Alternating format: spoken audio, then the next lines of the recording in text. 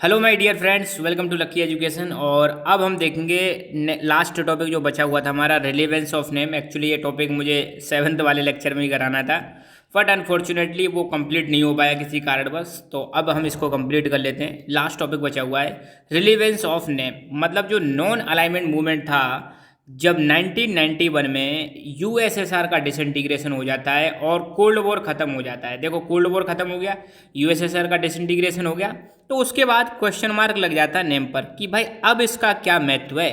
क्योंकि नेम को बनाया गया था किस लिए? नेम को बनाया गया था कि जो कुछ न्यूली मतलब डीकोलोनाइज्ड कंट्रीज थे, जो मतलब सेकेंड वर्ल्ड वॉर के बाद ऐसे कंट्री जो आज़ाद हो रहे थे अपनी कॉलोनी से, जो कॉलोनियल पावर्स थी उनसे आज़ाद हो रहे थे, तो उनमें से जैसे मान लो एक इंडिया था, तो इन्होंने जब डिसाइड किया था कि भाई ना तो हम यूएसए वाले ग्रुप में जाएंगे और ना ही यूएसएसआर वाले ग्रुप में जाएंगे, हम तो भाई अलग रहेंगे।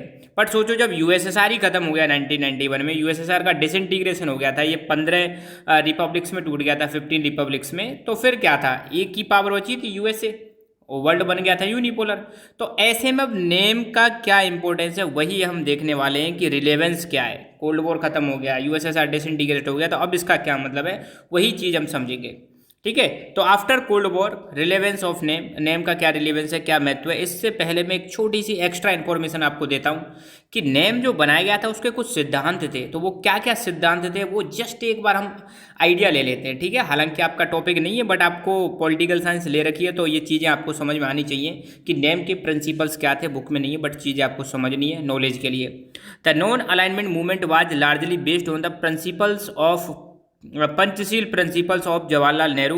Name adopted following principles. तो पहली बात तो ध्यान रखना, नेम के जो प्रिंसिपल्स थे वो किस पर आधारित थे? पंचशील प्रिंसिपल्स पर आधारित थे, जो पंडित जवाहरलाल नेहरू ने मतलब उस टाइम पर 1954 के टाइम पर चाइना के एक प्रीमियर थे जॉन लाई, उनके साथ मिलकर इनको बनाया था। तो ये 5 प्रिंसिपल्स कौन कौन से हैं उनको हम देखेंगे अभी। चलो 5 प्रिंसिपल्स ही बता देता हूँ आपको सबसे पहले। तो कभी भी आपसे कोई पूछे पंचशील प्रिंसिपल्स क्या हैं, तो पहली बात तो ध्यान रखना, पंचशील का जो मतलब ये जो सिद्धांत है या पंचशील की जो ट्रीटी साइन हुई थी, ये हुई थी अप्रैल 29, 1954। किस किस के बीच में साइन हुई थी? ये हुई थी इंडिया और चाइना के बीच में। इंडिया और चाइना के बीच में ये ट्रीटी साइन हुई थी, पंचशील का समझौता। मगर ये 5 जो सिद्धांत है ना, ये 5 सिद्धांत हमारी फॉरेन पॉलिसी का बहुत आज की डेट में आधार हैं ये। ठीक है, तो ये 5 सिद्धांत कौन कौन से पहले हम इनको देखते हैं। पहला, mutual respect of each others territorial integrity and sovereignty, मतलब एक दूसरे की टेरिटरी और सोवरेंटी का रेस्पेक्ट करना। इंडिया जैसे चाइना की रेस्पेक्ट करेगा और चाइना इंडिया की टेरिटरी का रेस्पेक्ट करेगा, प्लस सोवरेंटी का रेस्पेक्ट करेगा। म्यूचुअल नॉन अग्रेशन, आपस में कभी भी एक दूसरे पर अटैक करने की कोशिश नहीं करेंगे। Mutual non interference in each others internal affairs, आपस में हम किसी दूसरे, आपस में मतलब इंडिया चाइना के इंटरनल मैटर्स में दखलंदाजी नहीं देगा, चाइना इंडिया के मैटर्स में, इंटरनल मैटर्स में दखलंदाजी नहीं देगा। अब ये सिद्धांत इंडिया चाइना के बीच में, मगर आज की डेट में हमने इसको फॉरेन पॉलिसी का बेस बना लिया है। हम जिस भी देश के साथ रिलेशन इस्टेब्लिश करते हैं कहते हैं कि भाई हम इन सिद्धांतों का फॉलो करेंगे। ठीक है, equality and cooperation for mutual benefit, आपस में मतलब जो भी कुछ होगा तो हम दोनों को फायदा होगा, ऐसी चीज़ें हम करेंगे। म्यूचुअल बेनिफिट हो जिसमें इक्वलिटी पर फोकस करेंगे। पीसफुल को एग्जिस्टेंस, मतलब हम शांतिपूर्वक रहेंगे। ठीक है, तो ये 5 प्रिंसिपल जो हैं इन्हीं को बोला जाता है पंचशील। तो पंचशील के 5 सिद्धांत ये कब साइन हुए थे? ये हुए थे 29 अप्रैल 1954, और इंडिया और चाइना के बीच में ट्रीटी साइन हुई थी, पंचशील वाली ट्रीटी। इनको पंचशील के सिद्धांत के नाम से जाना जाता है। तो ये 5 पंचशील के जो सिद्धांत थे इसी के आधार पर थे नॉन अलाइनमेंट के प्रिंसिपल्स। ये चीज़ ध्यान रखना है। तो नेम ने कौन कौन से प्रिंसिपल्स अपनाए? देखो, respect of human rights and international laws, human rights का और इंटरनेशनल लॉज का रेस्पेक्ट करेंगे। Respect of sovereignty and territorial integrity of all nations, जितने भी देश हैं सभी देशों की सॉवरेंटी और टेरिटोरियल इंटीग्रिटी को रेस्पेक्ट करेंगे। तो देखो ये वाला प्रिंसिपल पंचशील वाला ही है।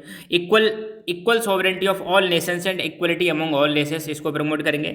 म्यूचुअल नॉन इंटरवेंशन और non interference into the internal affairs of another country, किसी भी दूसरे देश के मैटर इंटरनल मैटर्स में दखलंदाजी नहीं देंगे। रिफ्रेनिंग फ्रॉम अग्रेशन और use of force against territorial integrity and political independence of any country, मतलब किसी भी देश पर अटैक करने से रोकने की कोशिश करेंगे, किसी भी देश पर अटैक नहीं होने देंगे, किसी भी देश की टेरिटोरियल इंटीग्रिटी को हर्ट नहीं करेंगे। ये प्रिंसिपल है। Peaceful solutions of international all international conflicts, जितने भी अंतर्राष्ट्रीय विवाद हैं उनको पीसफुल हम समझाएंगे, शांतिपूर्वक तरीके से समझाएंगे। Promotion of mutual interest and mutual cooperation, इनको प्रमोट करेंगे। Respect for justice justice end of international obligations, तो जस्टिस और इंटरनेशनल ऑब्लिगेशन से उनका हम क्या करेंगे, रेस्पेक्ट करेंगे। तो ये हैं पंचशील के सिद्धांत, सॉरी नेम के सिद्धांत हैं, नॉन अलाइनमेंट मूवमेंट के सिद्धांत हैं। ठीक है, तो ये इनकी कोर वैल्यूज हो गई, क्या हो गई, कोर वैल्यूज, मेन सिद्धांत है किसके, नॉन अलाइनमेंट मूवमेंट के मेन सिद्धांत हैं, इन पर आपको ध्यान रखना है। तो ठीक है, नेम के प्रिंसिपल्स देख लिए हमने, पंचशील के 5 प्रिंसिपल्स देख लिए। आप इसको तो लिख ही ले अपनी नोटबुक में, चाहे आपको मतलब पेपर में आए ना आए, बट आपको नॉलेज के लिए इनको लिख लेना है कि 5 सिद्धांत कौन कौन से थे, बहुत इंपॉर्टेंट है 5 सिद्धांत। ठीक है, 4 5 सिद्धांत को लिखना है इनको।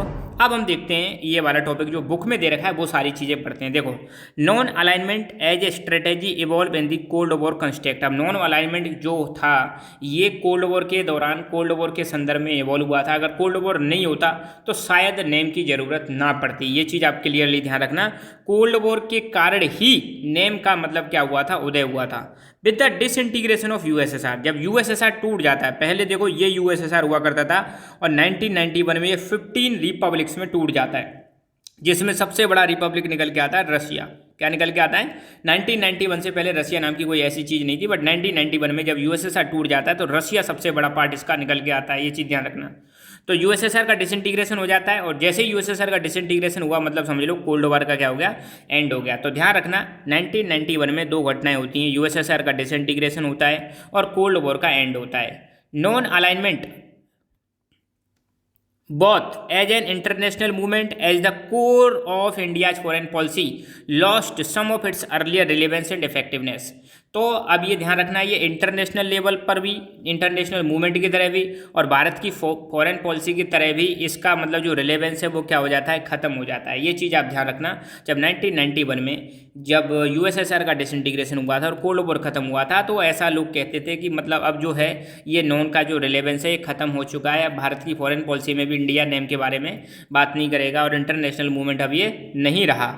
Non alignment content some core values and enduring ideas. अब ऐसा नहीं है कि भाई नॉन अलाइनमेंट में बस इतना ही था कि हम यूएसए की तरफ जाएंगे, ना तो हम यूएसए की तरफ जाएंगे और ना ही यूएसएसआर की तरफ जाएंगे, इतना ही नहीं था। नेम में मैंने बताया बहुत सारे प्रिंसिपल्स थे, इतनी सारी चीज़ों पर नेम काम कर रहा था। अब सोचो नेम 120+ कंट्रीज का ग्रुप है, तो ठीक है कोई बात नहीं, क्या हो गया, कोल्ड वॉर खत्म हो गया तो हो गया, यूएसएसआर का डिसइंटीग्रेशन हो गया तो हो गया। अब ये जितने भी देश हैं आपस में कोऑपरेट कर सकते हैं कि नहीं कर सकते, सोचो इतना बड़ा ऑर्गेनाइजेशन बनाना बहुत बड़ी बात है। तो अब ये ठीक है, ये घटनाएं हो गई तो कोई बात नहीं, अब नेम को हम अलग तरीके से इस्तेमाल कर सकते हैं। अब नेम का यूज हम किस में कर सकते हैं, अब नेम के जितने भी कंट्रीज है वो आपस में मिलकर ट्रेड को प्रमोट कर सकते हैं। अब नेम के जितने भी कंट्रीज है आपस में मिलकर क्लाइमेट चेंज के प्रति कुछ कर सकते हैं, क्लाइमेट चेंज की जो घटना हो रही है। अब नेम के जितने भी कंट्रीज हैं आपस में मिलकर टेररिज्म जैसी घटनाएं इनको मतलब कंट्रोल कर सकते हैं। नेम के जितने भी कंट्रीज हैं मिलकर आपस में कुछ भी कर सकते हैं। मतलब यूँ समझ लो यूएनओ, यूनाइटेड नेशंस ऑर्गेनाइजेशन के बाद ये एक बहुत बड़ा ऑर्गेनाइजेशन है, कौन सा, नेम। तो ऐसा नहीं इसका रिलेवेंस खत्म हो गया है। Non alignment contents of core values and enduring ideas, इसके भी कुछ कोर वैल्यूज हैं और कुछ आइडियाज हैं, वो मैंने आपको पहले ही बेसिक्स में समझा दिया है। It was based on the recognition that decolonised states share historical affiliation and can become powerful force if they come together. तो देखो इसका मतलब जो आधार है वो क्या आधार है कि जो डीकोलोनाइज्ड स्टेट्स हैं, स्टेट्स मैंने बताया यहाँ पे स्टेट का मतलब कंट्री, जितने भी डीकोलोनाइज्ड कंट्रीज हैं जो अपने मतलब कॉलोनियल पावर से अलग हो चुके हैं, तो उनकी हिस्ट्री सेम रही है। अब सिंपल सी बात है, इंडिया अभी गुलाम रहा है, कई सारे देश अंग्रेजों के और फ्रांस के गुलाम रहे, तो उनकी हिस्ट्री एक जैसी है। अगर ये सारे एक हो जाते हैं तो मिलके ये पावरफुल फोर्स बन सकते हैं। ये है आधार किसका, नेम का। It means that the poor and very small countries of the world need not become followers of any big powers that they could pursue an independent foreign policy। इसका मतलब यह है कि जो बेचारे गरीब देश हैं, छोटे छोटे देश हैं, डीकोलोनाइज्ड कंट्रीज हैं, उनको किसी का फॉलोअर बनने की ज़रूरत नहीं है, उनको बिग पावर्स को फॉलो करने की ज़रूरत नहीं है, उनको यूएसए एंड यूएसएसआर जैसे बड़े बड़े देशों को फॉलो करने की ज़रूरत नहीं है। वो अपनी इंडिपेंडेंट फॉरेन पॉलिसी परस्यू कर सकते हैं, इंडिपेंडेंट फॉरेन पॉलिसी बना सकते हैं, इंडिपेंडेंट डिसीजंस ले सकते हैं, उनको डिपेंड रहने की जरूरत नहीं है। ठीक है, it was also based on a resolve to democratize the international system by thinking about an alternative world order to redress existing inequalities. अब देखो इसका सिद्धांत ये भी था, इसका एक आधार ये भी था कि जो आज की डेट में इंटरनेशनल सिस्टम है उसको क्या करें, उसमें जितनी भी समस्याएं उनको रिजॉल्व करें, डेमोक्रेटिक तरीके से रिजॉल्व करें, और साथ के साथ में एक अल्टरनेटिव वर्ल्ड और ऑर्डर स्टैब्लिश करें। अब आपको पता है अल्टरनेटिव वर्ल्ड ऑर्डर का मतलब क्या है। अब 1991 तक तो आपको पता है वर्ल्ड था बाईपोलर वर्ल्ड। बाईपोलर मतलब जहाँ पे दो ही पावरफुल नेशंस थे, एक तो यूएसए एंड यूएसएसआर। 1991 के बाद वर्ल्ड बन जाता है यूनिपोलर वर्ल्ड। मतलब यूनिपोलर मतलब अब पावर सिर्फ किसके पास है, यूएसए के पास है। तो ये चाहते थे कि वर्ल्ड कैसा हो, मल्टीपोलर वर्ल्ड हो, जहां पर किसी एक के दबदबा ना चले, किसी एक या दो या तीन पावर्स का दबदबा ना चले। ये चाहते थे कि वर्ल्ड ऑर्डर में चेंजेस होना चाहिए, और अभी जो इनइक्वलिटीज हैं वो इनइक्वलिटीज खत्म होनी चाहिए। अब इनइक्वलिटीज ये कि भाई डेवलप्ड कंट्रीज की ज़्यादा चलती थी, डेवलपिंग की नहीं चलती थी। बड़े बड़े इंस्टीट्यूशंस थे जैसे IMF, वर्ल्ड बैंक, यहाँ पर भी डेवलपिंग नेशंस का डेवलप्ड नेशंस का दबदबा रहता था। प्लस UNO है, उसमें 5 देशों की चलती है, P5 नेशंस की चलती है। 5 परमानेंट जो मेंबर है UNO में, उसमें 5 परमानेंट मेंबर्स की चलती है और किसी की नहीं चलती। मैं चाहूँगा कि UNO के 5 परमानेंट मेंबर हैं उनको आप कमेंट करके बताएं। तो ये यही चाहते थे कि आज की डेट में जो इंटरनेशनल इंस्टीट्यूशंस हैं, इंटरनेशनल सिस्टम है, उसमें क्या होना चाहिए, उसमें सुधार होना चाहिए, उसमें डेमोक्रेटिक सिस्टम होना चाहिए, और एक अल्टरनेटिव वर्ल्ड ऑर्डर स्टेब्लिश होना चाहिए, ताकि जो इनइक्वलिटीज है इनको ख़त्म किया जा सके।